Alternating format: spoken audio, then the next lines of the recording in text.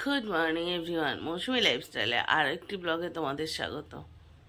আর বুঝতেই পারছো, সকাল সকাল বিছানা থেকে ব্লগটা স্টার্ট করছি। একবার ভোরবেলা উঠেছিলাম, মিঠিকে গোছগাছ করে স্কুলে পাঠিয়ে আবার ঘুমিয়ে পড়েছিলাম। আর এই এখন উঠলাম, উঠে দেখছি তোমাদের দাদা উঠে গেছে, মাম উঠে গেছে। আমাকে জেনারেলি কেউ ডাকে নাই, এই আমার ঘুম ভাঙলাম, ঘুম থেকে উঠে ব্লগটা স্টার্ট করলাম। চলো দেখি ওরা কি করে। তো উঠলাম, আর এই দেখো বল, চশমা, হেডফোন এগুলো নিয়ে শুয়েছিলাম, এগুলো নিয়েই উঠলাম। আর ওই যে মাম পড়ছে, আর একজন যেন কী সব লিখছে, বলছে অফিসের কাজ করছে। এই যে দুজনে বড়ই ব্যস্ত, আমি একমাত্র, যার কোনো কাজ নেই। ঘুম ঠুমো এগুলো এখানে রেখে দিই। আমার ঠান্ডা ফান্ডা লাগে না, সব চাদর মুড়ি দিয়ে বসে আছে। আমার প্রেশার এতই হাই যে আমার ঠান্ডা লাগে না, সত্যি ঠান্ডা লাগছে না। সারা রাত আমি কিচ্ছু গায়ে দিইনি, গায়ে দিয়ে শুয়েছিলাম, গরম লাগছিল বলে আমি সব খুলে দিয়েছিলাম। তো বাবাকে জিজ্ঞাসা কর। সকালবেলা উঠে ব্রাশ টাশ করা হয়ে গেছে, চা খাওয়া হয়ে গেছে, তো মিঠিকে স্কুলে পাঠিয়ে ব্রাশ করে চা খেয়ে আবার ঘুমিয়ে পড়েছিলাম। এবারে ব্রেকফাস্ট করবো। বলছে আমার থেকে এই সমস্ত ট্যালেন্ট শেখা উচিত। খিদে পেয়েছে আবার, বলছে আর বাবা খাবার রেডি করে রেখেছে, এখন খাওয়ার পালা, চলো খাবার যখন রেডি আছে। খিদে পেয়েছে, আর যেহেতু আর এক রাউন্ড ঘুমিয়েছে, আর একবার একটু মুখটা ধোবো, ধুয়ে খেয়ে নিই, বড্ড খিদে পেয়েছে। তো এই যে ব্রেকফাস্টে রুটি আর কুমড়ো দিয়ে আলুর তরকারি এইটা বানিয়েছে। তো যাই হোক, দুখানা রুটি আর একটু তরকারি নিয়ে নিয়েছি, চলো খেয়ে নিই। খেয়ে দিয়ে উঠে বসে আছি মেডিসিন ডিব্বা নিয়ে।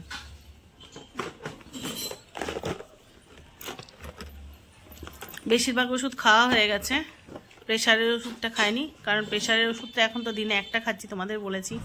রাত্রেরটা যেহেতু খাচ্ছি না, প্রেশার সুগারটা যেহেতু ব্যালেন্সে থাকছে না, কমে যাচ্ছে, সেই জন্য দিনে একটা করে প্রেশারের ওষুধ খাচ্ছি। আর যেটা 10টায় খেতাম, আবার রাত্রেবেলা 10টায় খেতাম, সেটা যেহেতু হচ্ছে না, সেই জন্য দুপুর 12টায় একটা করেই ওষুধ খাচ্ছি। সেই জন্য প্রেশারের ওষুধটা খাইনি, বাকি সব ওষুধ খাওয়া হয়ে গেছে। ওই 12টার সময় আবার একটু হয়তো দুটো বিস্কিট বা যা হোক খেয়ে প্রেশারের ওষুধটা খেয়ে নেবো, বা একটা ফল কিছু একটা খেয়ে নিই প্রেশারের ওষুধটা। তো এবার যাবো রান্না করতে।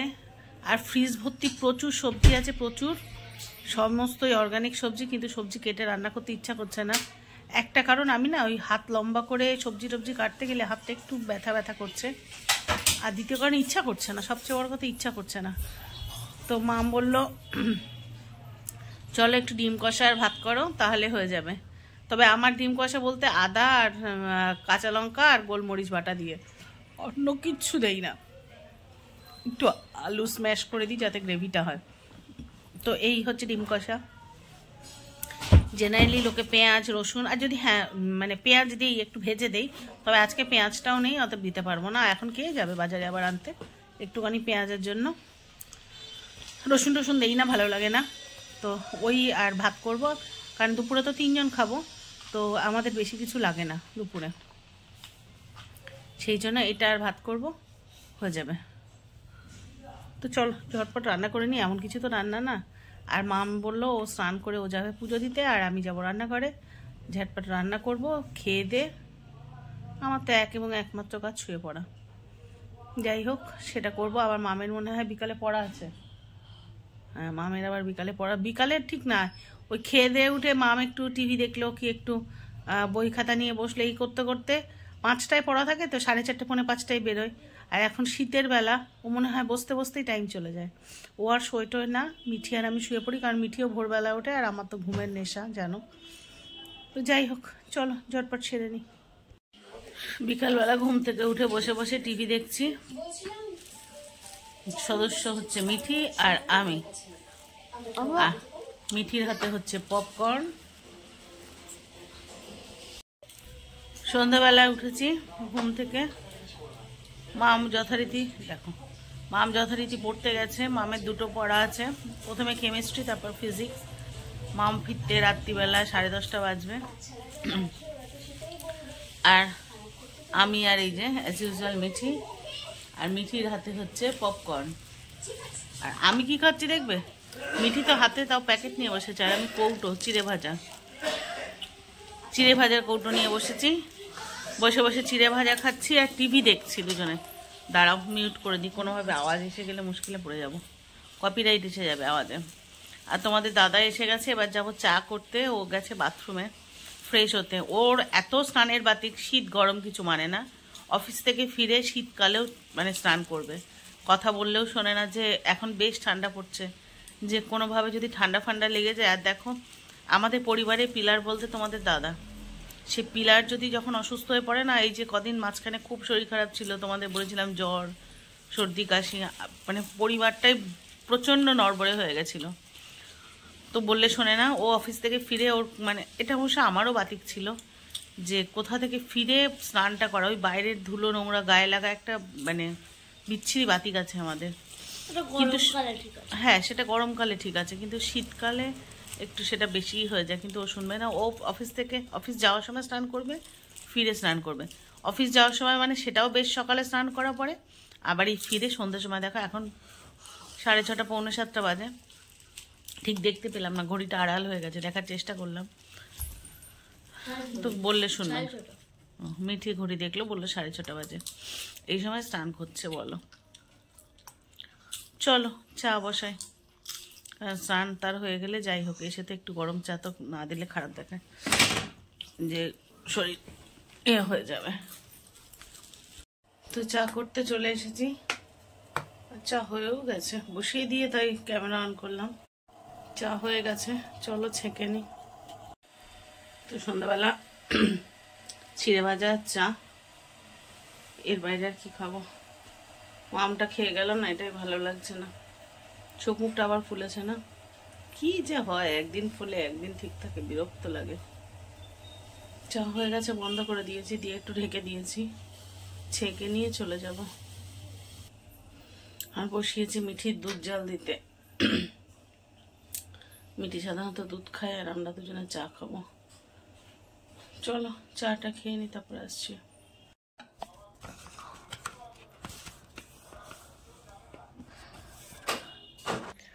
তো আমি এখন ক্রাফট করছিলাম, এই যে পেন হোল্ডার বানাচ্ছিলাম, আর মিনি একটা নোটবুক বানিয়েছি, আরও জিনিস বানাচ্ছি।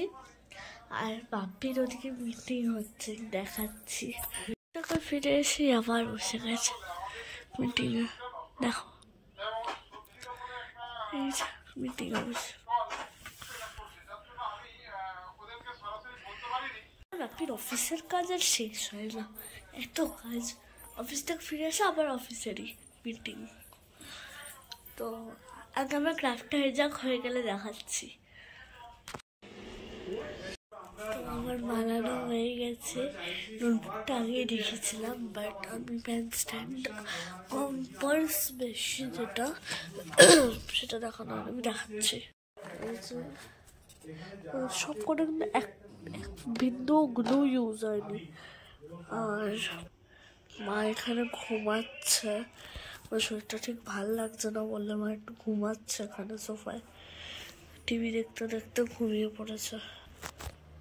আর আমি এটা বানিয়েছি, কোনোটাই কিন্তু গ্লু ইউজ হয়নি। এটা আমি আমার একটা জিনিস বানিয়েছি, নোটবুক কম তো যখন তোমার ক্রাফট করতে লাগে না, তখন তোমার অনেক কাট আউটস চাই, সেগুলোর জন্য বানিয়েছি। কাট আউটস আর নিউলি বানাতে হবে না। আর এইটা একটা বোর্ড টাইপসের দেখতে, বাট এটার ভেতরে তোমরা অনেক জিনিস রাখতে পারবে, লাইক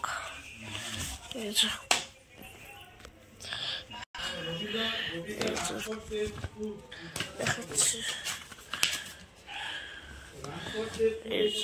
প্রচন্ড স্পেস আছে, বেশ খানিকটা। গতকাল আমি একটা জিনিস বানিয়েছিলাম বন্ধুর বার্থডের জন্য,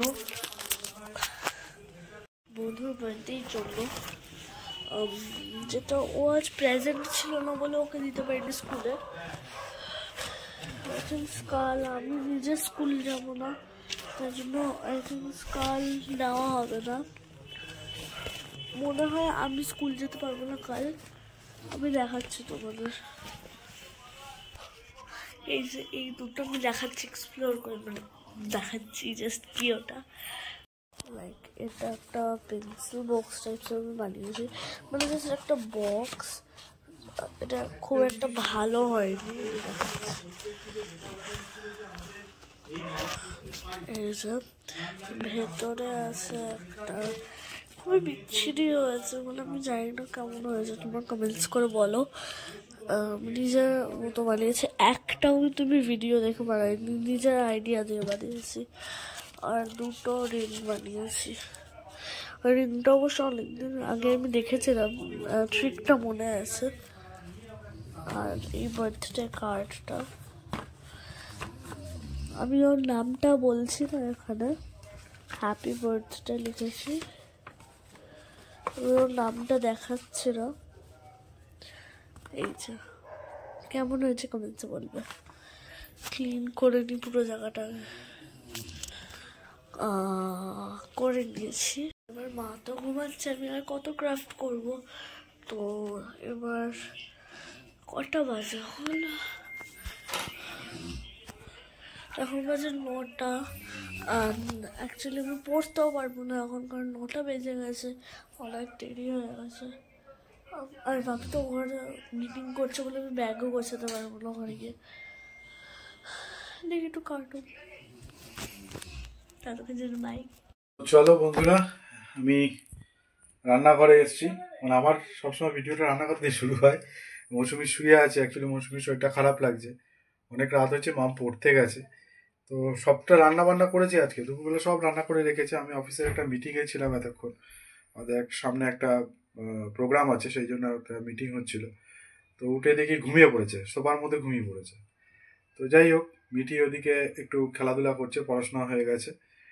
আমি উঠে দেখি ঘুমাচ্ছে, তা ভাত বসাতে হবে। তো ভাতটা বসিয়ে নিই, চলো ভাতটা বসিয়ে নিয়ে তারপরে তোমাদের সাথে আবার ফিরে আসছি। ভাত বসিয়েছি, অ্যাকচুয়ালি তোমরা দেখলে হয়তো বলে এইটুকু ভাত, না অ্যাকচুয়ালি সকালে ভাত অনেকটা রয়েছে। মৌসুমি রাত্রিরে কিছু খাবে না বলছে, তো আমাদের দুজনের মতো ভাত আছে, একজনের মতো ভাতেতে অল্প করে ভাত বসিয়ে নিচ্ছি। আর ওদিকে দেখি চলো আর কি কি তরকারি আছে। এই যে দুপুরে করে রেখেছে ডিম কষা, পাতলা করে ডিমের করে রেখেছে। মৌসুমি বলছে রাত্রিরে খাবে না, ও সন্ধ্যেবেলা একটু চিড়ে ভাজা ভারী খেয়ে নিয়েছে।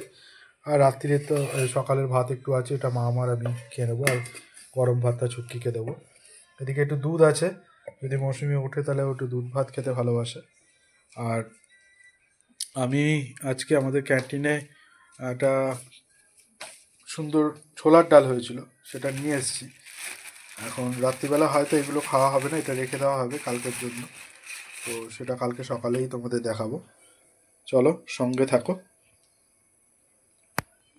খেয়ে দিয়ে শুতে চলে এসেছি, দেখো চোখ মুখ আবার ফুলে গেছে। ডায়ালিসিসের কদিন আগে ঠিক চোখ মুখ ফুলে যাবে, একদিন আগে তো ফুলবেই।